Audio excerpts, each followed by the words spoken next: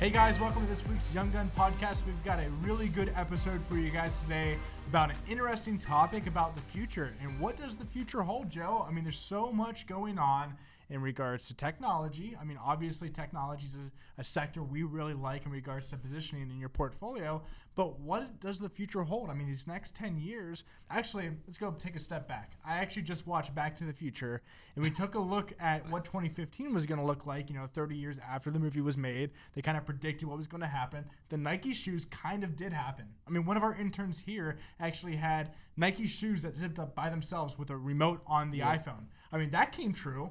The hoverboards didn't come true. The hovering cars didn't come true yet. A little bit of the hoverboard. Well, a little bit. Yeah, a little bit about the hoverboard, but still got wheels.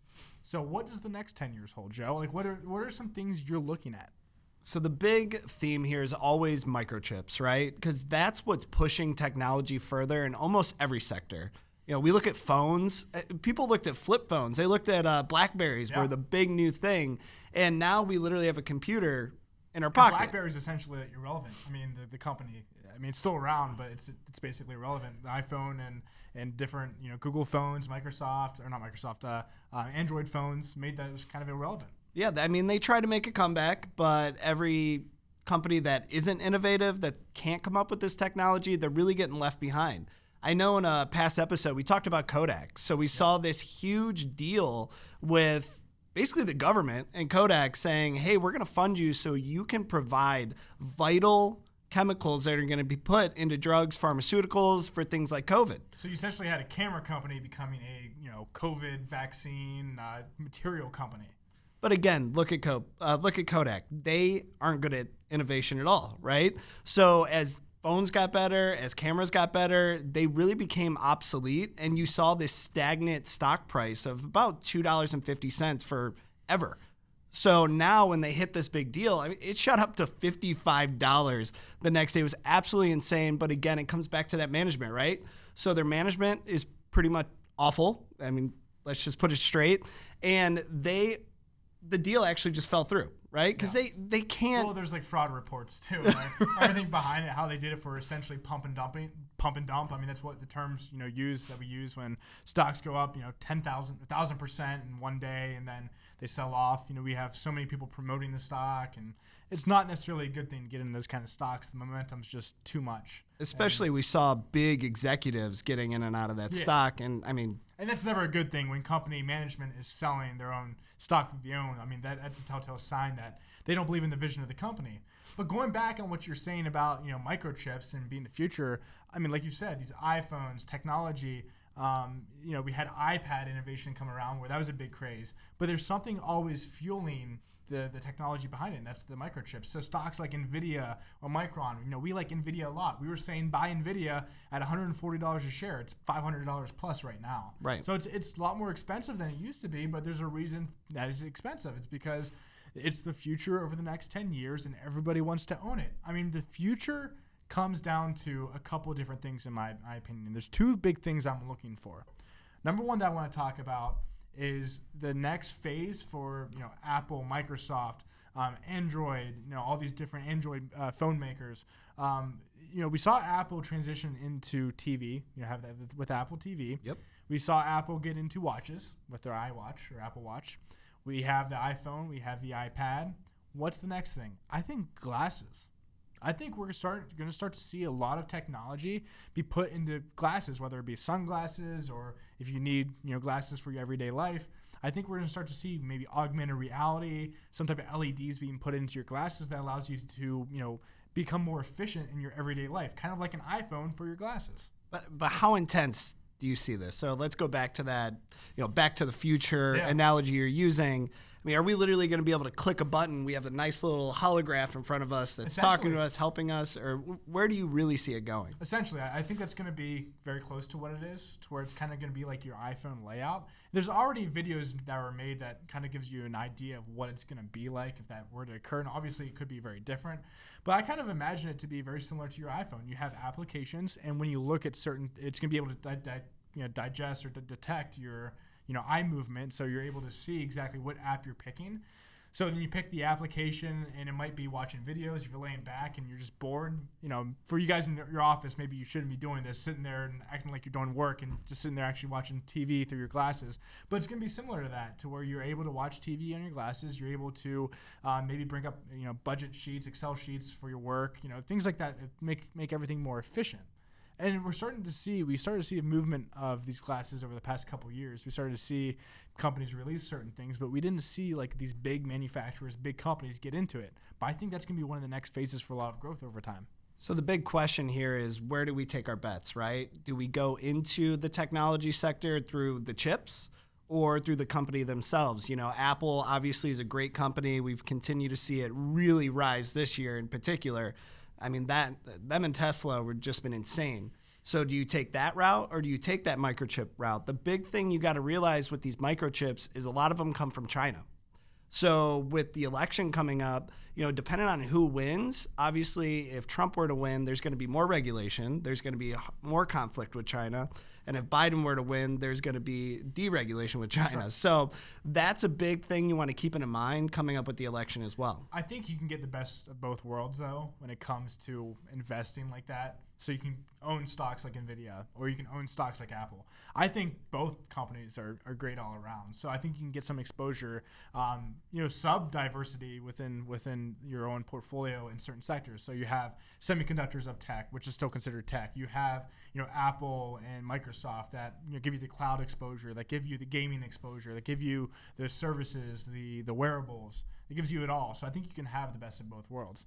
Yep. So the second thing I want to talk about, though, is Amazon and the drone delivery service. I mean, that's a big topic now, too. That's something we've heard about for years. Yep. I mean, I remember early days in college, I had a professor, he was my entrepreneurship professor, and he loved drones. He's like, anything you can do, get into the drone industry, they're going to take over. There's so many different ways that drones can be utilized. Yep. But we've heard about Amazon dealing with drones it's been forever at this point. There's a ton of regulation behind it. Exactly. Right? So it's really hard for them to figure out, like, okay, we're just going to have all these crazy things flying around.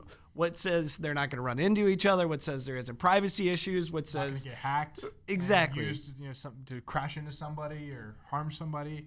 There's definitely a lot of issues. So what's it going to take for this to actually come to fruition? It's going to take a couple things. It's going to take an idea of all of us kind of understanding that drones might be a part of our daily lives. So technology, there's always been scares in the past of technology, right? We had Y2K, where I think they thought computers were basically taking over the world, the .com bubble, and we have all these crazes over time. But eventually you become comfortable with the technology. Internet was kind of scary at first. Now everyone uses the internet. Technology like iPhones and iPads, I think people thought those could be harmful, and social media, be on social media all the time, and basically we don't feel like we're ourselves without our iPhones. So right. In a sense, maybe it has harmed us, but that's besides the point. But there's going to come a point to where we have to get to where it becomes acceptable for drones to be a part of our everyday life. So that's number one. And number two is it has to be accepted by the government. It has to be some type of regulatory body governing how you can use drones, how you can go about getting drones. There's going to have to be some type of regulation, because if there's no regulation, obviously there's going to be a lot of issues. I don't think it'll ever come to fruition if there's not any kind of regulation. So there's number two, right. An adaptation by the people and an adaptation by the government. And on top of the adaptation by the people, there's a lot of people out there ruining it for a lot of people. I remember that story in the headlines. This guy had flown his drone close to a jet. I mean, he came within way too close to this jet, and he's taking pictures, and it was this big deal. So as long as we're having those news headlines, that's going to be a big pushback as well. So there's a lot that's going into it, but if that is going to happen, it's going to be great for the consumer. It's going to make things much more efficient and probably cheaper for you guys, for everybody as well. Right. For the consumer, if you're ever buying things on Amazon, obviously the cost in Prime and the cost in the products, part of that cost is delivering the good to you.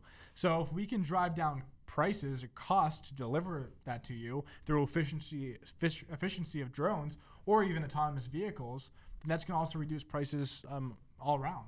So talking about those vehicles, let's just jump into Elon Musk for a Okay. second here, because I know the big thing going on with the vaccine and all these conspiracy theories is, oh my God, they're going to put chips in us, they're going to track us, and everybody has this kind of fear behind it. Yeah. But then when you hear Elon Musk like, hey, I put a chip in an animal, or I want to put a chip in you, there's almost this excitement. So it's kind of different to see what outlet that it's coming from, the way that people are reacting. Well, it's all about efficiency too, right? If you are able to have a chip inside of you to give you access to your Would you do home, it? to give you access to pay very quickly, the concern is obviously privacy. Right. What kind of privacy are you giving up? What kind of information is that chip collecting on you? Is it tracking your location? Is it tracking everything constantly? It probably will be. So it's like anything else in today's world. With technology, it's all about data. So would you do it? Would I do it? It would depend. I think that's definitely something that we're going to see in our lifetimes, or it's going to become more acceptable. I probably will do it eventually, honestly. So yeah, I'm on the other end where I'm just not sure. You look at phones, for example. Obviously, they're listening to us. You talk about a product, you talk about an experience, or you download something on your work computer. Next thing you know, Instagram has these targeted ads shooting at you the next we were instant. talking about today how Google Home talks to me all the time. I'm not even saying anything, and I start to say something like, "Hey, I'm gonna order that thing on Amazon." It says that all the time. We're used to that now. Yeah, but you go into having the chip inside you, but then there's the whole other side of people wanting to download your data, your memory, so that essentially you could live forever. So if you have something that enticing, that's going to pull more individuals to take that big risk. Yeah, I mean, there's a certain limitation we have as human beings. We can never be a computer, but essentially what Elon Musk is trying to do with his Neuralink technology is link your computer to a brain, so unleash the other half of your brain essentially to where it can operate like a computer. I don't know if I want to operate like a computer. I'm all about efficiency, right? So I'm all about maybe putting a chip in my wrist to make paying easier, accessing things easier. I'm all about maybe that, or making my daily life easier. I don't know if I'm necessarily about plugging a computer in my brain. That's right. where it gets kind of iffy for me. I still want to be me. That's a big thing. It's definitely like one of those borderline things where I'd want to see the results. I'd want to see the data behind it, making sure there's no issues behind it. And if even I would want to do that, I mean, do I want to become less human? I mean, being a human's a great thing, right? Yeah. So I think that's something you have to consider. A lot of ethical issues down the road too, especially with this tech that we're talking about today. It's all about regulation. It's all about privacy issues. It's all about the ethicalness of all of this. Exactly. And I think one other place we want to go before we wrap it up today is another scary thing: artificial intelligence. Yep. That is going to help a lot of things, but it's also going to hurt a lot of things. Did you see they're coming out with a robotic germ killer? What if they find out we're the germs? Now he's He's going way back to the future throw now. that out there. That's a Terminator thing, back in the movie Skynet comes online. I just tweeted that out, and I got a lot of good, positive, funny reactions to that, so I had to say that. Right, but with the artificial intelligence, where is that line crossed? Where's to the point where, it can become a threat or it can become a privacy issue? When it becomes self-aware. I mean, it's essentially, I know we're going back to, again, Terminator Skynet, but when it can think for itself. The scary thing is a lot of software that we're developing right now and how artificial intelligence is made is the software cannot program itself. We have not been able to make software that programs itself. There's still somebody programming the software. So therefore, if the AI, artificial intelligence, can't reprogram itself or program by itself, then there's no issues. But where AI kind of gets scary is, I don't know if you've watched The Social. It's not a social network. It's called The Social something on it. I think The Social Experiment? Maybe. It's the new movie on Netflix, or documentary, I should say, on Netflix. It talks about social media and the harms of social media. And that's where AI kind of gets scary because, it's thinking like a robot. It's not thinking like a person. So therefore, when you're scrolling on your Twitter account, when you're looking at certain pictures, when you're looking at, a post that's given to you and you click on it, all of that data is being recorded and it's plugged into this algorithm, this artificial intelligent algorithm that's basically making a model of yourself, but a digital version of yourself. And that's where AI can get kind of scary, again, going against privacy, ethical concerns. There's no true direct harm of artificial intelligence until maybe it can think for itself or write programs before itself. But there are indirect concerns Yeah, now that are happening. I think a big debate right now, especially with COVID and layoffs, are jobs, right? So there's been many jobs that are going to be away forever. Yeah, they're job loss for sure. Exactly. And there's also going to be innovations through AI, through other things that are going to create jobs. So there is going to be this give or take, but I feel like that's going to be a big pushback as well. There's a funny, term out there on Twitter and social media, learn to code. And that's what everybody says, learn to code. If you learn to code, you'll never be out of a job. Exactly. Over IT, the next couple of decades. Yeah, IT is the place to be. Yeah. But, moving forward, we want to know what kind of technology you foresee in the future. So, leave us a comment. Let us know what stocks you think would best associate with that technology so that we can take advantage and put ourselves in the best position to grow our nest egg over time. What are you looking forward to? Like we talked about, the glasses. We talked about Amazon drones. We talked about AI. Is there something else that you're excited about? I'd love to hear it. I love technology. I love studying it. Obviously, I have to keep up on it every single day because things are changing every day and new, innovations come out. So I love keeping up with it. I'd love to hear that. So thank you guys for tuning in. If you like this episode, please hit that like button. We truly appreciate it. And feel free to subscribe as well. We'll see you next week.